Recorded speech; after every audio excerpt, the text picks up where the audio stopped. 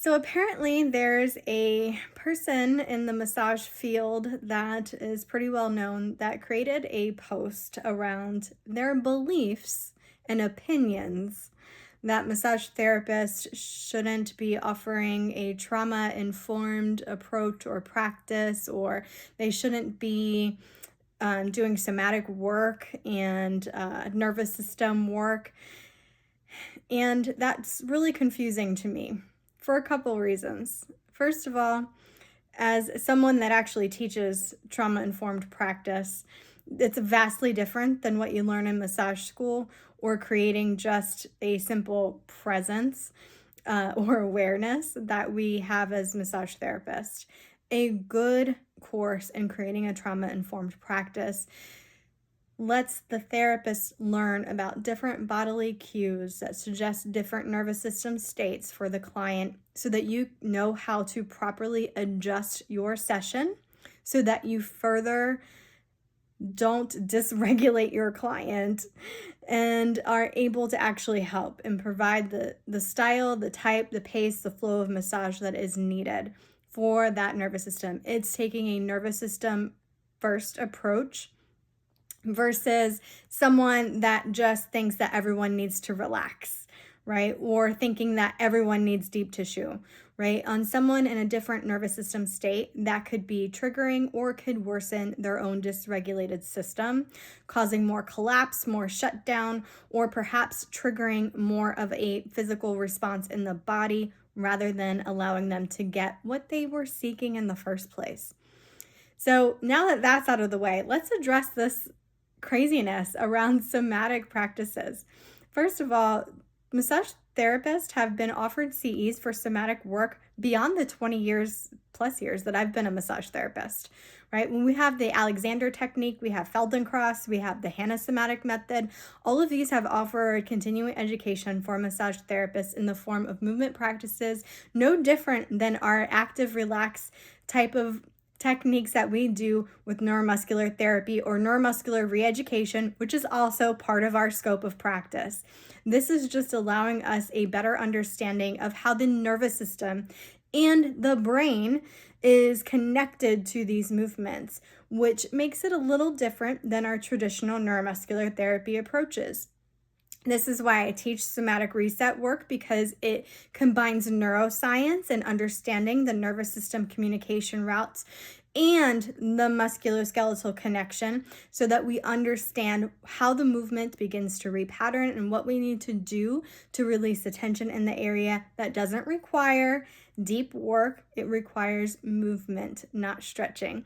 And so this is where we see a different approach to body work that can make it longer lasting and more effective than just stretching. Because when you understand the function of the nervous system, you begin to understand why stretching an area that's already tense or tight is only going to make it worse.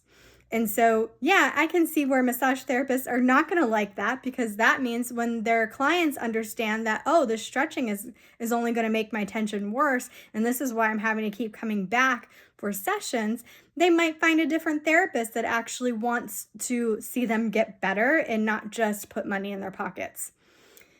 The other aspect of this is understanding that somatic work, yes, there's a sense of guiding sometimes to be in the body. And again, this comes back to that trauma-informed approach. Understanding when a client is able to deepen in and come into that place in the body.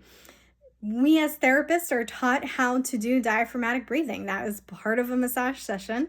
We are taught that work as well. We are taught to do guided meditations with our clients. We are taught so many other things that don't equate to just hands-on physical work. So coming back to this idea that, this guidance to that inner part of the body, of following the breath into the body, of feeling into different areas of the body, of recognizing the areas of tension and letting the awareness rest there, letting the awareness rest in the areas that are being worked by the therapist. All of these are somatic-based practices, but they're done with a little different lens, right? So we also open space for the client to have that interoceptive journey. And in a regular massage, if you are going and getting a Swedish massage or a relaxation based massage, or even if it's a hot stone and it's just super relaxing and it allows you to get into that parasympathetic state, you are naturally, as a client on the table, going into that interoceptive journey. So, by her standards, she's saying that that's beyond our scope of practice. We can't help if a client is going on the interoceptive journey. That's part of the massage experience. That is part of what makes massage therapeutic and beneficial. So I honestly don't understand what she is going on about, because I feel like there's a lack of understanding and education around what these practices are.